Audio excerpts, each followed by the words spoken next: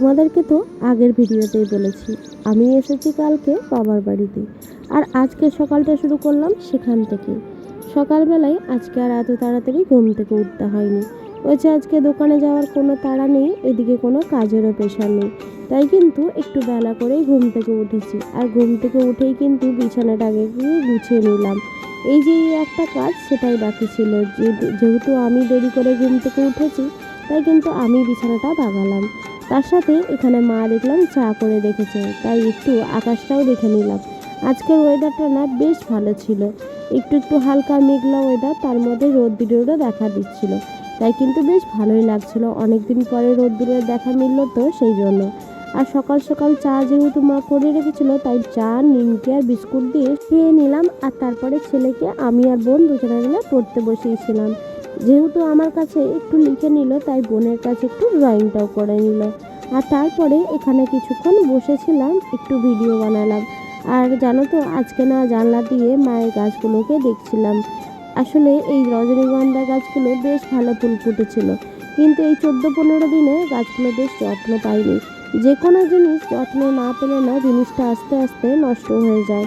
গাছগুলোর ক্ষেত্রে কিন্তু উন্নতি হয়নি। তাই দেখো আবার কিন্তু গাছগুলো থেকে বেশ কড়ি এসেছে, ওগুলো দেখতে ভালোই লাগছিল। আসলে মায়ের তো 3-4 দিন হয়ে গেল আসা, তারপরে আবারও যত্ন নিতে এখন শুরু করেছে। আর দেখো ছেলের কীরকম দুষ্টুমি শুরু হয়েছে তার মিমির সাথে। তার মিমি তো তার একমাত্র বন্ধু এখানকার। আর মা দেখলাম এখানে টিফিনের জন্য জোগাড় করেছে। যেহেতু আজকে সকালে মুড়িটাই খাবো, এখানে থাকলে না আমি মুড়িটাই বেশি খেয়ে থাকি। মা তো রান্না চাপিয়ে দিয়েছে, সেখানে রান্নার থেকে একটুখানি তরকারিও নিয়ে নিলাম। তারপরে মুড়ি খাওয়ার পরে আমরা সবাই মিলে স্নান টান করে নিলাম। আর স্নান করে এখানে বাবা আপেল কেটে দিয়েছিল, সেগুলো সবাই মিলে খেয়ে নিলাম। আর তারপরেই এখানে সবাই মিলে আড্ডা দিচ্ছিলাম। আর ছেলের সাথে তো খুনসুটি দুষ্টুমি আমাদের সবারই লাগতেই পারে। এই একটা জায়গা জানো তো আমার সমস্ত কাজ থেকে ছুটি থাকে, একটার একটা পরে খাবার তো আসতেই থাকে। যে মেয়েটা বাড়িতে থাকলে কোনো দিন ফলটা ছুঁয়েও দেখে না, কিন্তু এখানে থাকলে না জোর করেই মা আর বাবা ফল খাইয়ে দেয় আমাদেরকে। এরকম তো মা বাবারা করতেই থাকে। আর তারপরে দেখো এখানে না বন্দুকটা যে আছে অদ্রিতে খেলার, সেটা নিয়ে বোন দুষ্টুমি করছিল।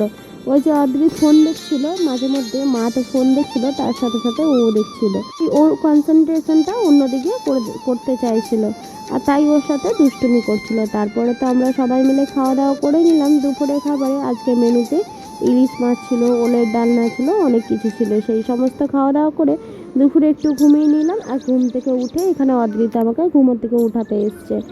ও তো আগেই উঠে গেছিলো আর বোন গেল জিমে। তারপরে আমিও উঠে গেছিলাম, সবাই একসাথেই কিন্তু ঘুম থেকে উঠেছি। আর তারপরে এখানে চলে এসেছিলাম চা খাওয়ার জন্য। আর অদ্রিত এখানে চা খাচ্ছিল না, শুধুমাত্র ও বিস্কুট খাচ্ছিল। আর আমরাও কিন্তু চাটা খেয়ে নিলাম। আর তারপরে আজকে টিফিনে না এখানে ফুচকা খেয়েছিলাম। আমাদের ফ্ল্যাটের নিচে যেহেতু ফুচকা পাওয়া যায়, সেখান থেকেই খেয়েছিলাম। আর আমি যেহেতু ওখানে গেলে অতটাও ফুচকা পেয়ে থাকি না, আর ফুচকা খেতে গেলে আমাকে আবার অনেকটা আসতে হয়, সেই জন্য কিন্তু বাড়িতে এলে আমি ফুচকাটাই বেশি খাই।